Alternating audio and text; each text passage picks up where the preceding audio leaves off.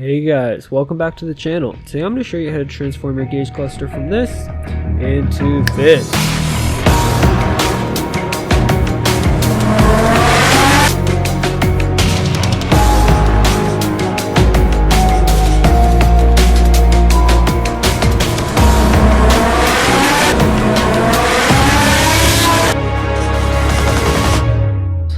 So we're first going to move the steering wheel completely out of the way. Next, we can grab a T10 Torx bit. We can remove these two screws up here. So these screws are relatively loose on there, so they come out pretty easily. And you also want to disconnect your battery before you start this. So once those two screws are out, you can grab the top of the shroud. So just bend it down gently, and then you can pull it out. Don't pull it out all the way because there still are connectors connected to it, but once you get it to this angle, you can disconnect the connectors. So the connectors are a little weird. They have little latches on them. So you just pop the latch off and it comes right out. So here's a better look at the little latch. So right now it's in the open position, but you're close it. And then once you press down on this little button, you just move that little tab over and it opens right up.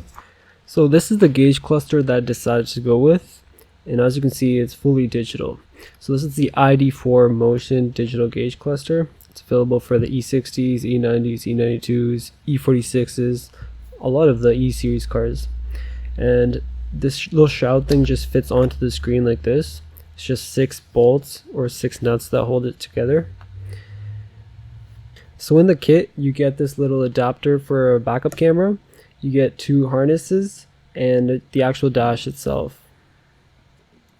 So the first thing we want to do is get the actual shroud installed onto the gauge cluster itself. So just get those 6 bolts lined up, and then we can just tighten it down by hand. Don't make it too tight, otherwise it'll crack the shroud. And then in the older versions, it used to have one of these like bunny ear things that are popping out that were welded to the actual case of the cluster. But now instead of that, they've just incorporated the nuts. So a quick side-by-side comparison. As you can see, this one's made of plastic. It's very cheap. This one is high quality, so it's an actual proper OLED screen, I believe it is.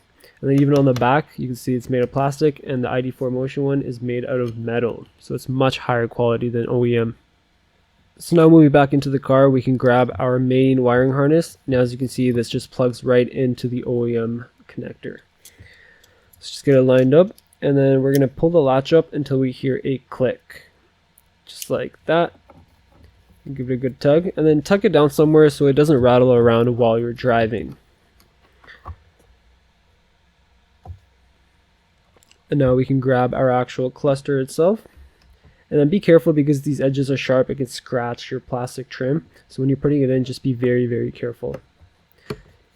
Just get it lined up and leave the one area open so you can access the wiring. Just get the connector, clip it in,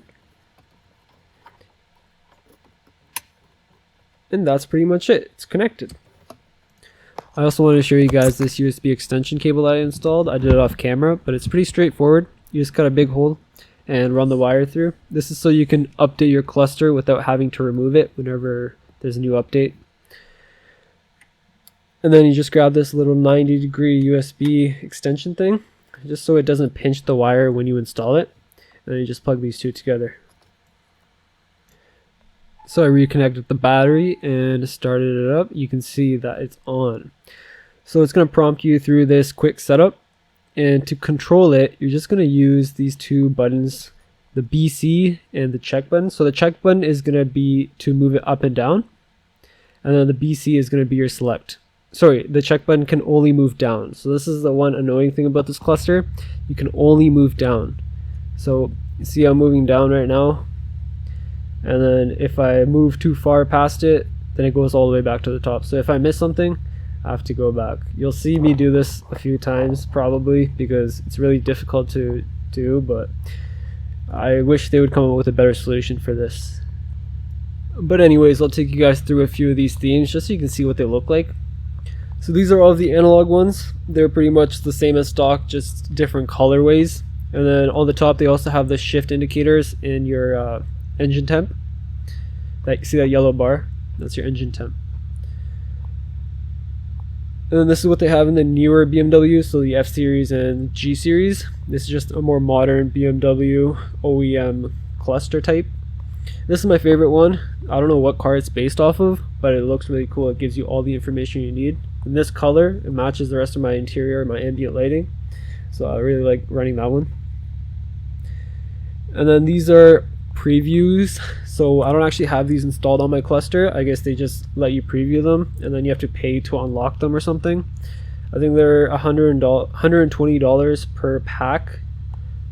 They're pretty much the same as the other ones, just different colorways. So I don't know if it's worth it to you to buy them. But this one is pretty cool. This one's a whole unique, I think it's called Orbit Drift. But yeah, this one's pretty cool. Same with this one. This one looks very modern and luxurious. So this one is also a pretty cool one, but unfortunately I don't have it, so. So here's a better look at that shift indicator and the oil temp that I was talking about. You see that yellow bar? It moves back when your car warms up, so it lets you know how high you can rev to. So this cluster is ideal for the E60 guys, because as you can see, it gives you all the temperatures and the battery voltage, everything. The old one doesn't give you any temperatures, so you never know when your car is warmed up.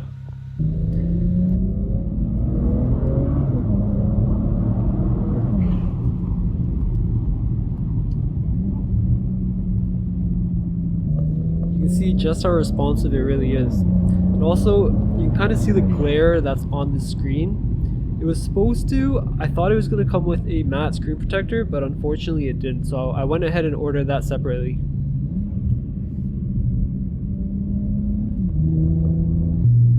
This theme is also very, very responsive. But I've noticed that on the analog versions, they're not as responsive. You can see somewhat of a delay. You can see those shift indicators kind of behind the car, which is kind of interesting.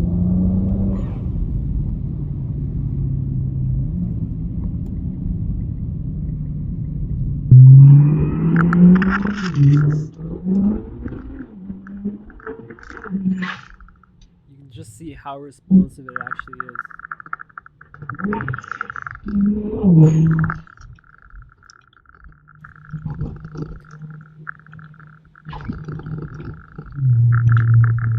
I'll change the theme for you guys. And also, it has a timeout, so if you leave it for I think 10 seconds or something, the menu goes away by itself. But I'm just exiting.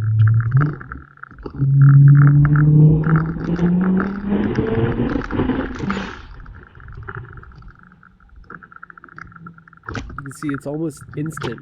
You can hear the sound and you can see the gauge cluster actually move itself. So you can see how the RPMs, when I shift it, see that? It's instant.